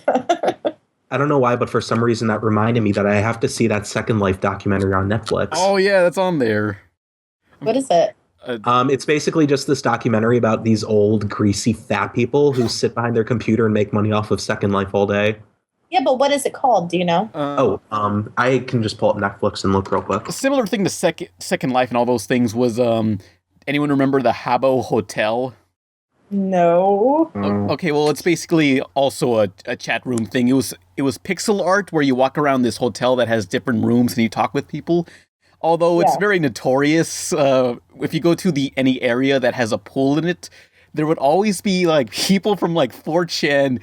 There would always be these people blocking access to the pools. Like you can't walk through a wall of people. So it'd just be these assholes just like blocking the spawn points. So everyone would be stuck in this small little contained area and no one would be able to move around the map because these assholes. Aren't those the same 4chan people who also made swastikas on there? Yeah, that happened. Like look up that Fox News video on 4chan, you know. You know the one that says LULZ is a corruption of LOL. That one. They call themselves anonymous. They are hackers on steroids. LULZ is a corruption of LOL, which stands for laugh out loud. Anonymous gets big lulls from pulling random pranks. For example, messing with online children's games like Habbo Hotel. There were so many of those 3D chat room sort of things in the mid 2000s. They were so much fun. Oh yes, remember Sony tried to have their own PlayStation Home? No. Yeah. No. Wait, isn't that basically PlayStation Home? Yeah, that's what I said. PlayStation Home. Yeah. Okay. No, I saw something for it. Yeah. But well, PlayStation Home is basically you create a 3D avatar and you walk around and talk with people, and occasionally there would be like maybe some terrible mini game that would take like 8 years to load, or you had to download a bunch of different separate maps, and it was so counterintuitive. And you had to spend real money for virtual furniture and clothing, and it looks like The Sims. Yeah, kind of like that. But the funny thing is it never went out of beta. Like for years and years, it always said PlayStation Home beta. It never went out of beta, and eventually they just shut it down when the PS4 came about. Oh shit. Yeah, it was a disaster. Well, one thing I always did is like sometimes there would be people crouching on the ground. Like you can make your avatar like sit down or stand up and stuff. So what I would do with these people crouching on the ground, that their head would be at crotch level, I would go up to them and I would just trigger my dance animation, which is my character humping humping the air while their character is on the ground. Yeah. So you're really popular on this site? Well, everyone thought I was an asshole for doing that. And like there was people who always say, hey, if you do that again, I'm going to hack you. Also, the documentary is called Life 2.0. Oh, Life 2.0. The icon is a guy in a striped sweater. I mean, a striped sweat zip up with a camera and a fedora. Awesome. I'm ready. I forgot to tell you, this is kind of off topic, but that Superman documentary is on Showtime On Demand. Yay. By the way. How you saw the whole thing, right? How was it? It was okay. You just don't know. My biggest problem is you don't really know what that movie was ever going to be about. I don't think they actually knew, but there were scripts written, and even though I read the Kevin Smith script like way back in the 90s, the other scripts you don't really understand what they were going to be about. So most of it's about the design and the stuff they were building and negotiations and stuff. But I think it probably would have been more interesting if I knew what these other scripts that I don't know if you can even find. Maybe you can. I don't know. Mm-hmm. Were like, I would have liked that. But it was interesting. I didn't know Batman and Robin is what killed Superman Lives. I thought it just died because they didn't know what they were doing, but then they literally used that budget to make Wild Wild West, which is like, that sounds like a better idea.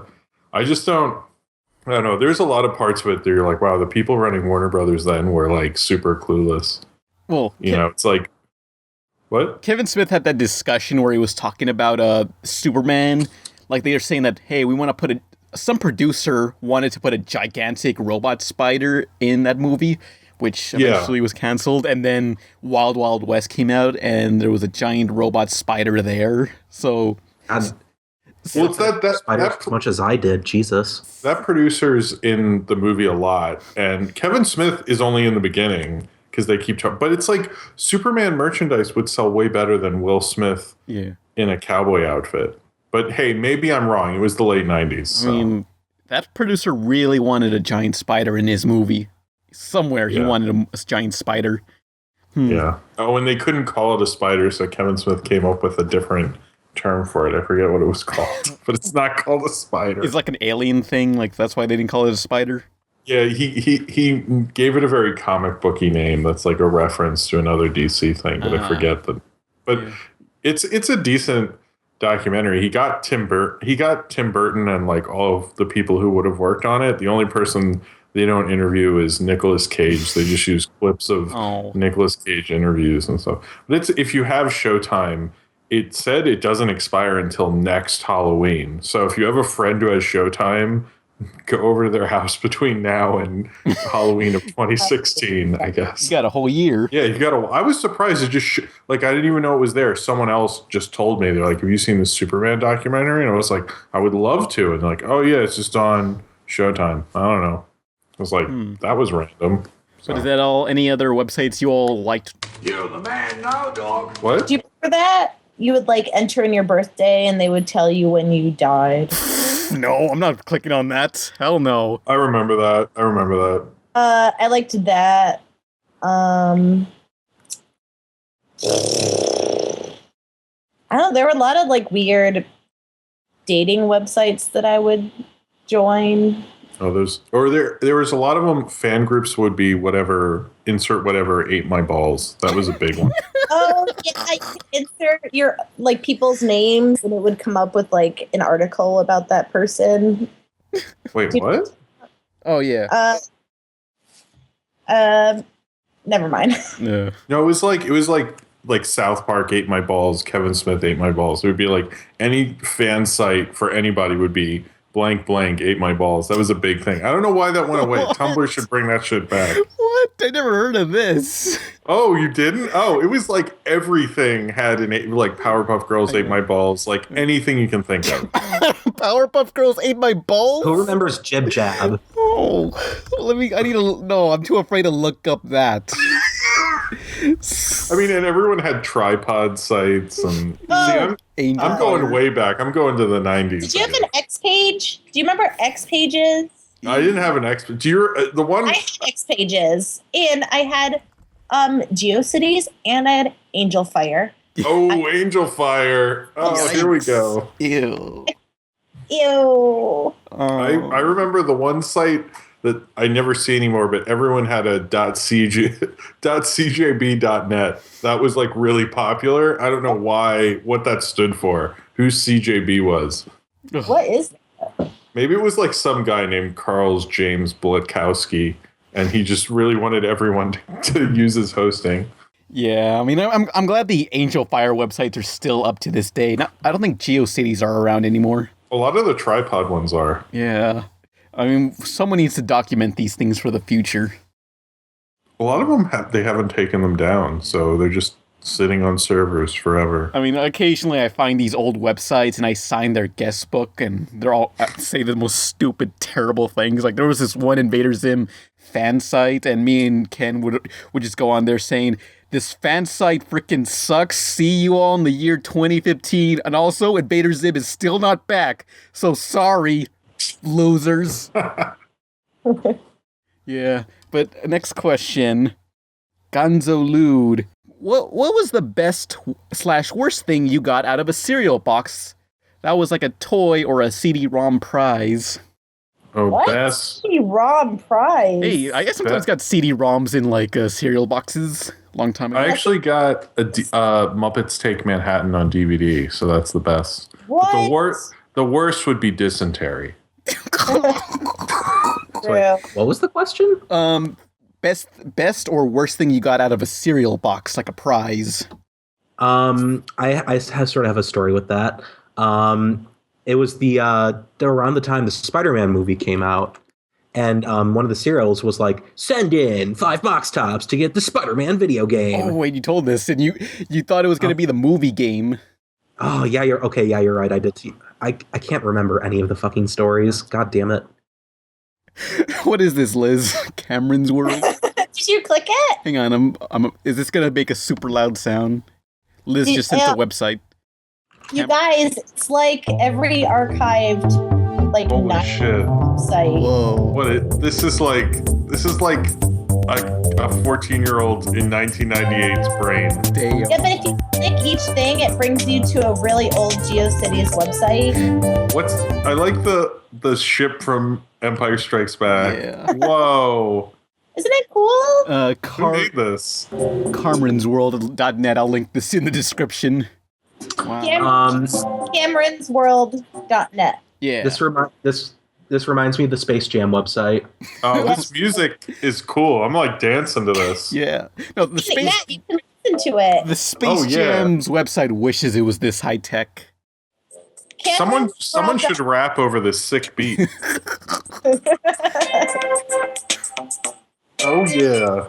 Every time you click on something, though, it takes you to a different website. It's like old internet. What horrible site will it take us to? Please take us on a spiritual journey. Oh, but one of them, the one that says yes, doesn't take you anywhere. Oh, the music stopped. Oh, now it's back. Here we go. It's on a loop. Here we go. Did Dr. Dre make this? I'm loving it. This is like. Isn't it amazing? I'm into this. I'm gonna listen to this for 2 days. This music. God, Jim, you need to fucking chill. What were you raised on the barn? They don't make shitty websites like this anymore. I wasn't. Nolan, you were raised in a barn. No, I fucking wasn't. Oh no, son, you better clean out the pig pen. I'm not cleaning out the fucking pig pen, Joe. Fuck you. Don't clean out the pig pen. We can't make dinner, and I'm gonna have to call a pizza place. I love pizza. Daddy, I'm pregnant again. God damn it! I'm sorry. Jim did it. Fucking told you. I didn't do nothing. Yes, you did. Don't fuck your own brother. You're claiming that this was your thing. I'm calling Domino's. Leave me alone. Yep, This I'm is calling him really Jim the weird second. for the guest right now.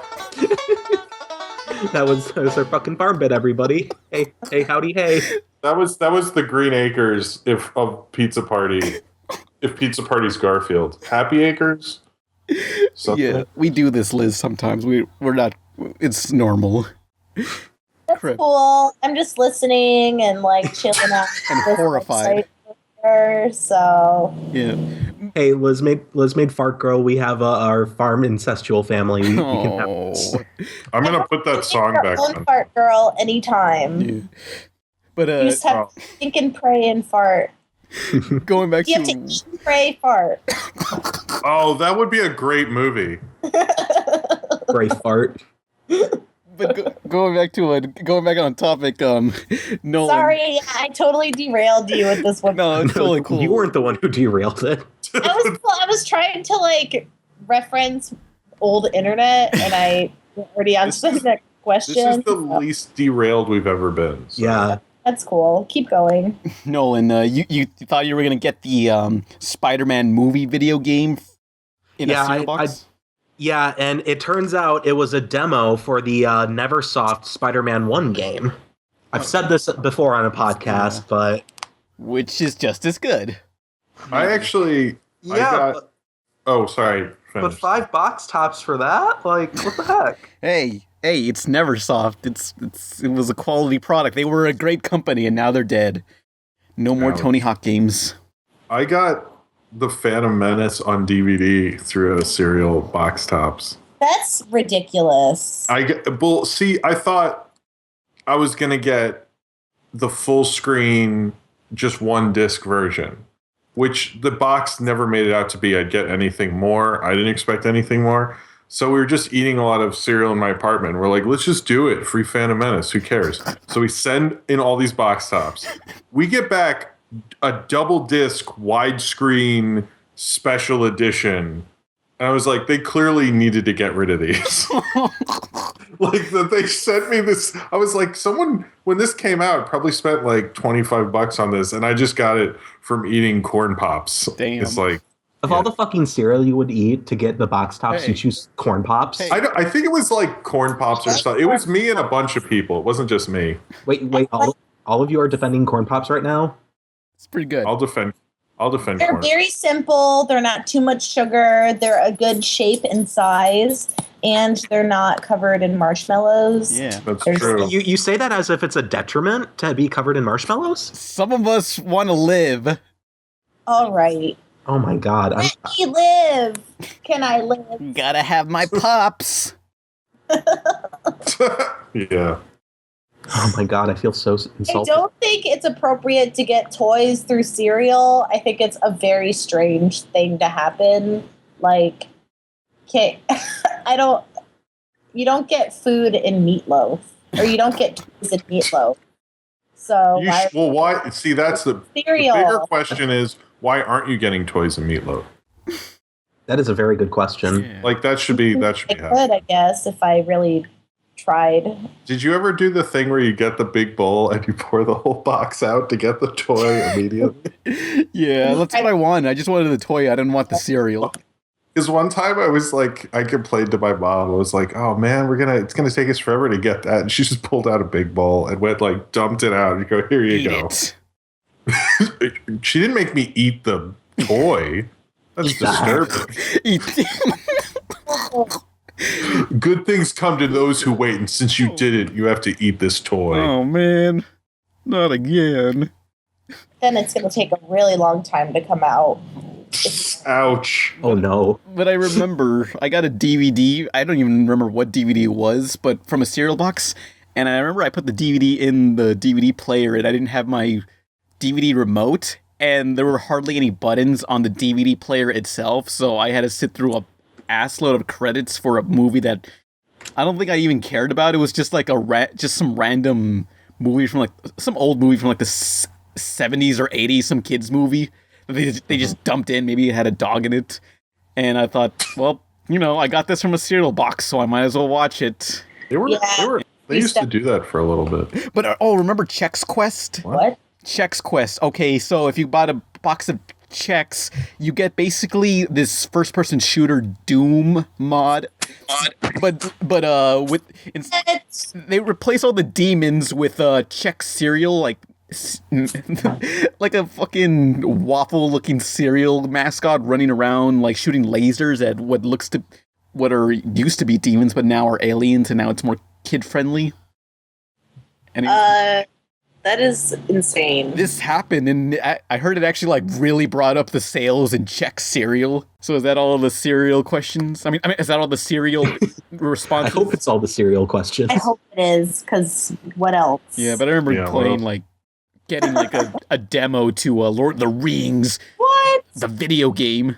I didn't remember what I was doing. I was playing, I think, as Gandalf the White or whatever, running around a place that's in the middle of like a riot, and I had no idea where to go because my computer monitor was so dark I couldn't see the environment, and it was nighttime. Guys, wait, no, I'm gonna make a pan pizza joke. Hold on, guys. Guys, do you think Gandalf the White had a privilege power? Fuck off. Get the fuck out. Wait, so did he? So, Joshua Owen, question: what was the worst birthday gift you got? 1 year I got a ton of Goosebump books. What the fuck? That's a good gift. How dare you? Well, you know what the thing was like you get a couple and you're like, okay, cool. And then by the end of my birthday, I was like, oh man, this is like, I just got like 20 Goosebump books. Like, I thought life was more than Goosebumps. Nope. That made me look deep inside myself and was like, is this all I want from life? Monster blood? That's all you need. That's all. That was one. I do remember that one going like, I don't know if I really actually wanted what I wanted. Yeah. Think about that, man. Mm-hmm. Oh, chew on that. Fucking deep, bro. Yeah, I'm trying to be deep. I don't remember. I blocked all my birthdays out, I think. Crap. Usually that's a good sign. I think I got one of those dollar store parachute men. Yes. Where it was just a little shitty painted figure, and it was attached to a plastic parachute. Mm-hmm. And it didn't even fucking work. It just kind of like fell to the ground. Oh yeah, those things never worked. Yeah. Yeah, that was a birthday gift. If I remember, I got like a safe. Ooh. A safe. I was like 12. Yeah. Expensive. It was like a tiny safe, like the size of a basketball, but like, what am I gonna do with a safe? Yeah, what are you gonna put in there? I don't know, I just put marbles in there. Like, I got nothing. Oh, lock up those marbles. It would have been funnier if you put the rest of your presents in there and you couldn't get them out.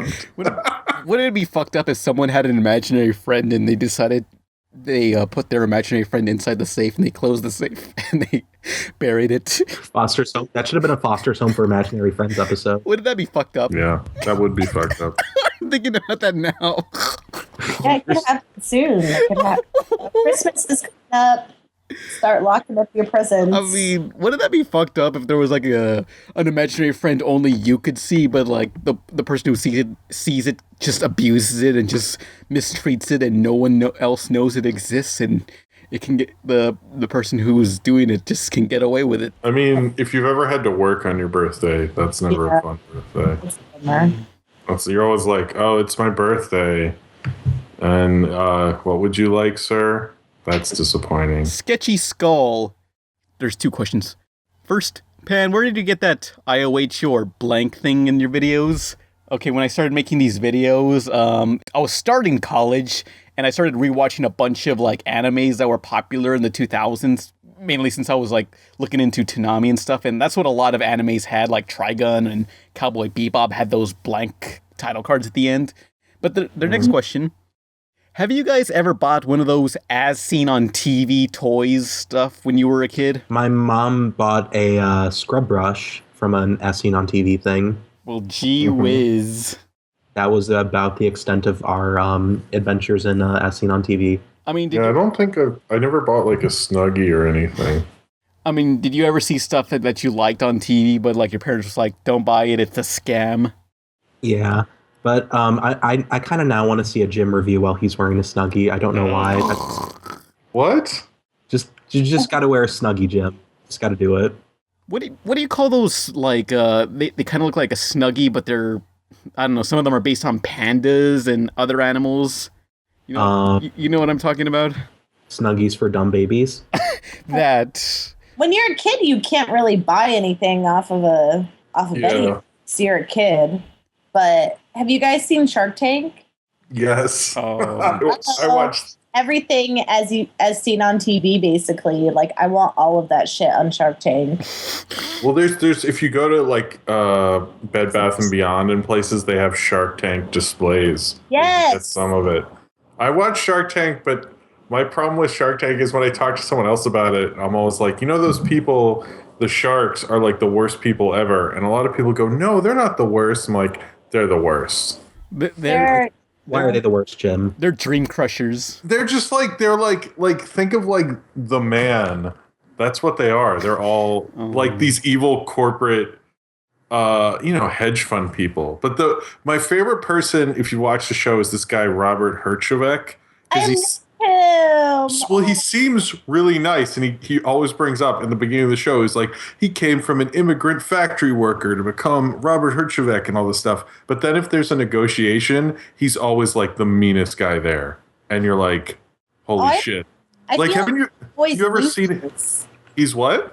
He always loses investments. Like, people never go with him. Well, yeah, because he gets mean. He's like, fine, take it. You take my deal or you leave. Damn. He's totally busy. You're right. Because you don't see it. Because the Mr. Wonderful guy, he's up front about how mean he is. But Robert Herjavec's like, I'm your best buddy, and then he'll turn on you in an instant. You know, you just sound so offended, but like he's hurt you before. It's just like you don't see it coming, and then when it happens, you're like, "Holy shit, this is who he really is." He's a backstabber. Yeah, he would. I bet he's backstabbed a few people. But they have a lot of cool shit on that show that I would totally buy. No, I would buy a bunch of. I have bought a bunch. Seen on TV. Except for the hoverboard things or whatever. I'm not going to buy those. Is that where those things came from? It didn't come from Shark Tank, but now a lot of people are pitching them on Shark Tank. And it's like, when I see people on them, I'm like, can you really, like, you can walk. Because to use them, you have to be able to walk. This is the future, so, Jim. Like, why are you... I just want to... Every time I see someone on one of those things, I just want to walk behind them and just push them over. Like, it's... I haven't done it, but it's just in my mind, I like can't get it out of my mind. I'm like, if I just push them over, what would they do? They hit me in the face, but because they look so stupid. Like, I didn't think the future would be so stupid. I remember like a few days ago, I was looking up epic Segway tricks or epic hoverboard tricks, and They weren't very epic, like the videos I found. They were pretty average. They weren't even tricks. They were just guys hoverboarding around like traffic cones. And who's going to be the Tony Hawk of hoverboards? Oh, God. Oh, and for anyone wondering, we're talking about the hoverboards, the ones that are 2 wheels, not the actual, like, hoverboards. Disappointingly. I call it a hoverboard then. They're assholes, that's why. It's just a Segway without the stick thing. Can you even go remotely fast with them? I don't know. Could you escape like a lion with those things? Like, or can they be used in an emergency? I don't think they can go that. Like, you can run if you're like a normal person who can walk. I think if you can run faster than those hoverboards, they can't go that fast, can they? No, I don't think so. I just don't. What's the point? I don't get it. So fucking mad about this. It's the future, Jim. It's not the future. It's stupid. Hit clips for the future. This is nothing. Fucking love hit clips. Video now is the future. Oh, hit clips, yes. Hit clips when I had my little boombox that I stole from the KB Toys because I was a rebellious teenager. Though that was the future. Hoverboards. If I stole that at the mall security would catch up to me, and I have to call my parents from the security office. Oh man, crap! What was the the question was like, did you buy anything as seen on TV? Which, okay, does anyone remember this thing? It was like a black board, but you had this weird brush, and you would scrape at it, and it would have these rainbow streaks on it. Like what? Yeah, I don't know what you're talking man, about. okay, are you talking about scratch boards with the rainbow like paint under? Yeah. Scratch boards. You could like draw by scratching. Yeah, that's what I'm talking about. Oh, something like that. But like there was this. But this official looking one that you could erase somehow, like through magic. I don't know what it was. Maybe it was called magic boards. Well, the thing with as seen on TV is when you're a kid and you don't have a credit card, you're like, oh man, when I'm 18, I get a credit card. First day, I'm going to call these 1-800 numbers, buy all this stuff, man. You don't even know. And the instant that happened, I was like, It's just like, I never did it. I've never called an 800 number to order something. You're like, this is a scam. Yeah, clearly. The thing is now that with the advent of the internet, they're not needed anymore either. They can just scam online and it'd probably be cheaper than setting up a hotline. Well, that's what ended Sky Mall. Magic drawing board. It's too loud. Yes, I remember this. These things, yeah. Like I remember my cousin had one of these and was like, this shit doesn't work at all, or we didn't know how it worked. Damn. And it reset itself? I think I remember that. I saw it in the commercials. I swear that happened. Oh my god, this is so cool. Which you can just do the same by just... Yeah, you can. I mean, you can just, it's just chipping away at paint. That's what I assume this is. Oh, I love that. I love the only comment. What? Whoa, I love it when videos have one comment. So cool and do awesome. Close enough. I want this person to comment on more videos. Oh, and they only have 4 subscribers. People, subscribe to Jamie Wrangle. Wrangle. Make him the next big YouTuber. Yeah, let's give him 1,000 subs. Yeah, I mean, does he have any? If we make him famous fast enough, the fame will be overwhelming, and he'd drink himself to death. Jim, give Pan a link, and Pan will link him in. He has videos. Like he has a real channel. He upped it. His last one was 6 months ago. Hold on. We gotta like all gather together and just like wish this guy like a happy birthday or something. Like suddenly. All these people care about that's his channel. Hey, Pan, I have a question for you. Huh. Are there people that you like? Is there like a competitive thing that happens with like what you do on the internet? Like, do you compete with other people, or are there? Not really. Although in my head, I'm always like, wait, I want to review this, but wait, what if someone else reviews it before me? I gotta be the first. So you have to like stay in touch and like watch literally everything to stay on top of stuff? Or Not really. Well, just cartoons. Yeah. I mean, there's a lot of animation stuff. Not many people are reviewing, so if it's not a new thing, it's a little easier. But with other stuff, it's like someone will swoop in and do it. You're like, damn it. I mean, there's a lot of people who do cartoon reviews, although not all of them are as well produced as I am. No, yours are really well produced. Yeah. How do you deal with criticism? I just ignore it. I just think back to that Toonami speech thing.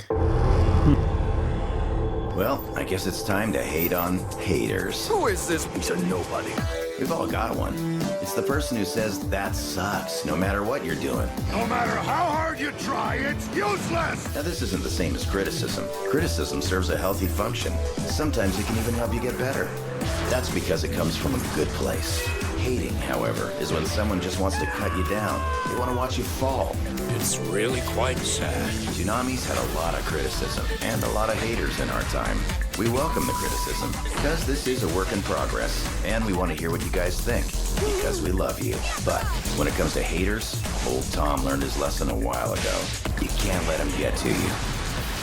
It will take more than that to end my existence. So keep your head up. Keep doing what works for you. And don't be afraid to listen to your critics. But always, always ignore the haters. We all deserve better. Yeah. I mean, when you make something and you get a bunch of dislikes, I was just looking and go, well, I don't know. I made what I wanted. Yeah. Yeah. So if they don't, that's cool. And I just kind of move on because it's just like, I don't know. I was always the kid in high school or middle school that if someone would make fun of me, I would turn it around and make their joke into my joke. So it was like, I think if you look at people always say you have a big head. And then I would be like, oh, that's what she said, or that's what your mom said.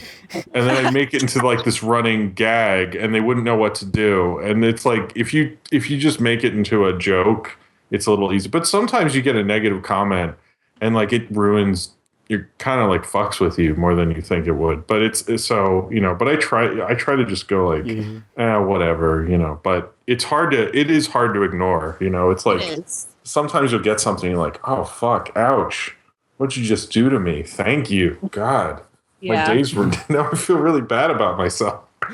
But sometimes I just like to shit post. Like someone would make a very stupid, angry comment saying, "Yeah, I don't like how you ordered these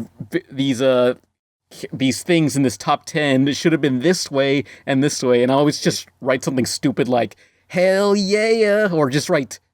Yeah, I see your comments and how you respond, and I'm like, yes, I love that response. You're always like so nonchalant. the best thing to do is just write with the letter K. Yeah. Just write K. K. Yeah. Ooh, that's harsh. Yeah. That's like worst. So is this the end of the podcast? I believe it is. Yes. Oh, that's it? Okay. So cool. I'm Fan Pizza. Who are you people? I'm Jim. I'm Nolan. I'm Lizz Hickey. And who's that person behind the scenes? Oh, I'm Casey Alexander. Lurking. And that's the end of the podcast. Next video is gonna be Doug's Christmas special review. Goodbye, every pony. Oh, we could have ended it without a fucking joke, Pam, but you ruined it. Bye. Yif yif. This is Emily, and I can't record a song right now. I have school in the morning. Oh my gosh.